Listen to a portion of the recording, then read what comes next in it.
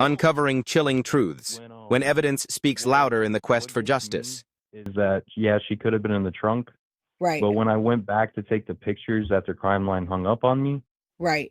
she was definitely behind me in the photo with my truck, like in the photo, like towards Oh, the wow. red shipping container.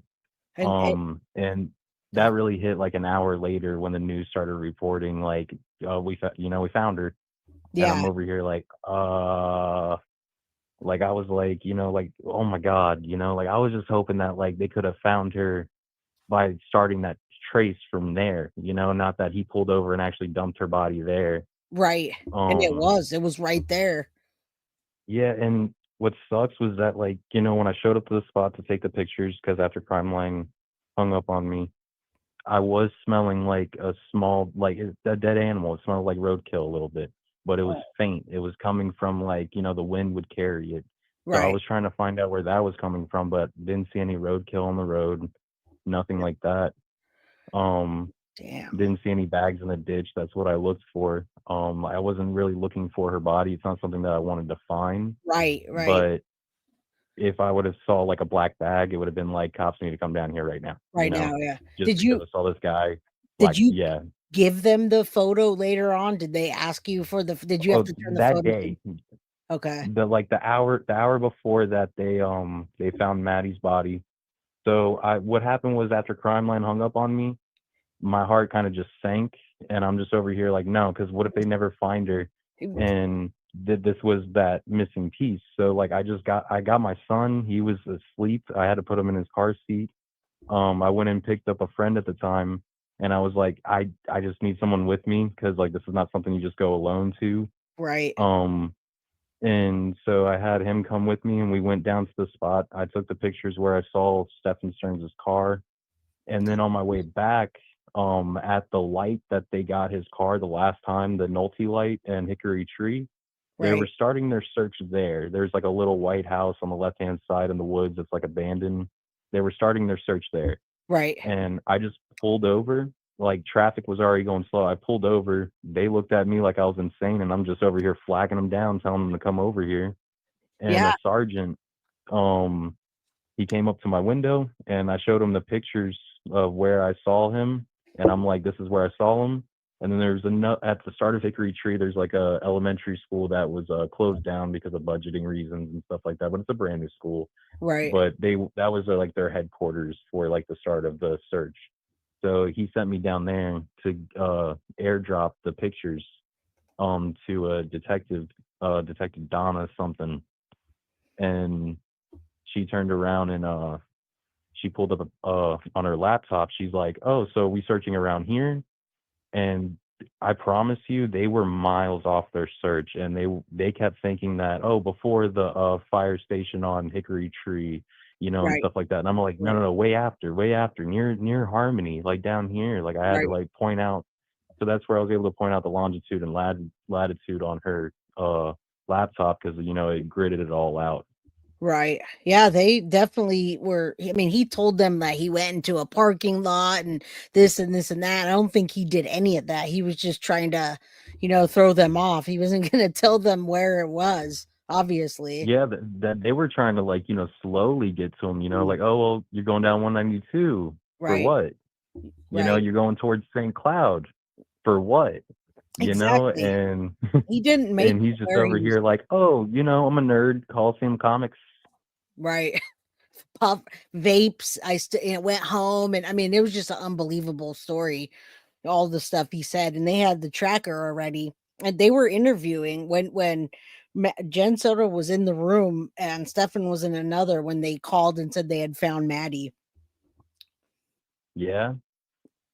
Like So, I don't know if I saw that, like, them like being told that they found Maddie. yeah, it was right Um after the interviews, only because I remember what time it was. It was like 4:30 in oh the yeah, afternoon. it was Yeah, after that one where that detective came down hard on her, like, yeah, yeah, and she just crumbled. yeah. I wish they would have persisted a lot more, but that's what I think they that's got what they wanted. They didn't want to drop the case. They didn't want to drop the ball like how they did with Casey Anthony. right. This was a Yeah, way to give the family justice, give the public justice. This outcome was the right, way to do that. Now, I right. think it was despicable letting him talk and even being able to like have remarks on Maddie. I think was despicable because even he pled guilty to just abusing her. Like not even like the no contest, but let's just think about the pled guilty to Right. the sexual abuse, and now he gets to make remarks on on her, and I'm over here like that's no. Like when he called I her a joy, I like all I know. could think was that narcissistic like tendency to be like almost like proud of I what he did, you know, That's what like I was gonna say. I feel like he proudly said guilty to the abuse. And then the other part was like, I'm no murderer, you know? Like, why yeah, would you think, yeah. And it's like there's more to that, you oh, know, as there's if he's more still to trying it. to insinuate that Maddie like killed herself, you know, like that he just found her. That, you know, she Yeah, was just taken from him, you know, and it's yeah, like absolutely. like because Absolutely. that's also something that I don't understand in his head that he's over here. Oh, she was taken from me.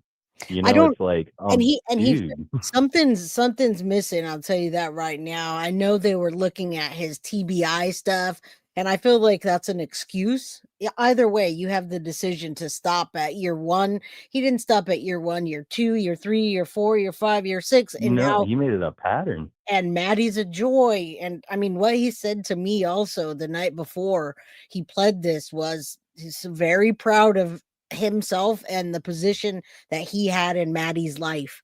He said that she was his favorite person ever, and vice versa. I mean, I'm like, wait, what? But he never Yeah, alluded totally to. delusional.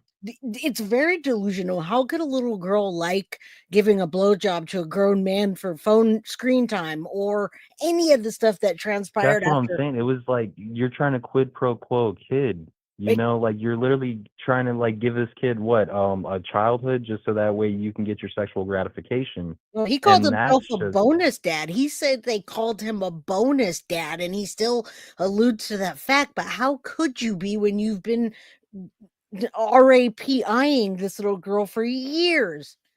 I I'm over here like see he now he says that he never experienced sexual abuse growing up or anything like that, but like if that's how he sees a father figure, you yeah, know, yeah, like it makes me question. I'm not saying his parents did anything, you know, that's right, a horrible thing to right. ever accuse somebody of. But I'm saying like how can one have that in their head like that's what a father figure does? I just can't. I mean, I it's gonna all more things are gonna come out later, and I believe that he did think that.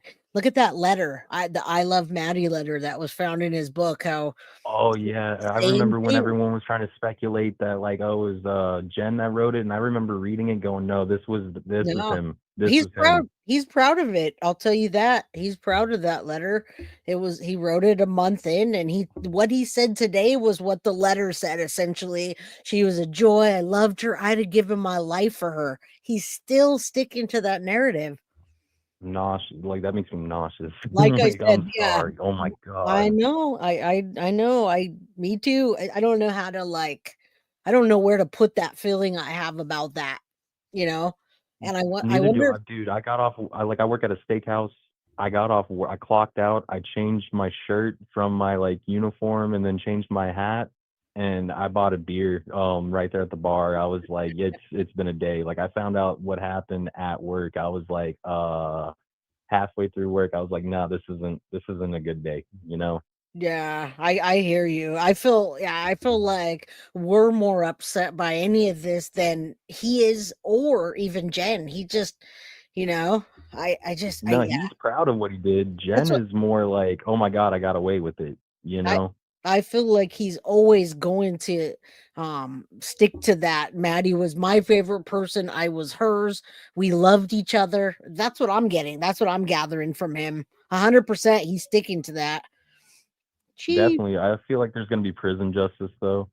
Yeah. Um, hell, Well, even my dad said that he was like, if he gets put in general population, even if it's in a higher level um facility or even a block that houses like people like that, they don't take too well to people that not only murder children but yeah. rape Yeah. them. Yeah, that's a huge. I mean, that's huge. That was like over half of her life. Nobody will see it that way. That what he did and the years that coincided with it as a bonus dad, or that you were her favorite person. Now you do have to give it to the defense though.